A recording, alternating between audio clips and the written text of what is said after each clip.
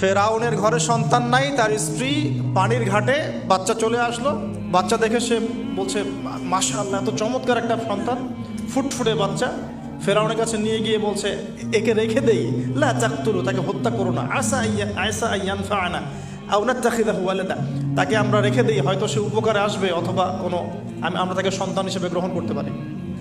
তো ফেরাউন কিন্তু খুব সতর্ক ছিল, তারপরে আল্লাহ পাক তারই ঘরে মূসা আলাইহিস সালামকে বড় করলেন, সুবহানাল্লাহ। আর মূসা আলাইহিস সালাম ফেরাউনের স্ত্রী দুধও পান করছে না। তখন মূসা আলাইহিস সালাম একজন বোন আছে, সে গিয়ে তাদেরকে খবর দিল যে আমরা কি তোমাদেরকে হাল আদুল্লুকুম আলা মান ইয়াকফুলু, এমন একজনের কথা বলবো যে মূসাকে দুধ পান করাবে, এই বাচ্চাকে দুধ পান করাবে। আল্লাহ পাকের কি কৌশল, আল্লাহ পাক ওই মায়ের কোলেই আবার মূসা আলাইহিস সালামকে ফিরিয়ে দিলেন।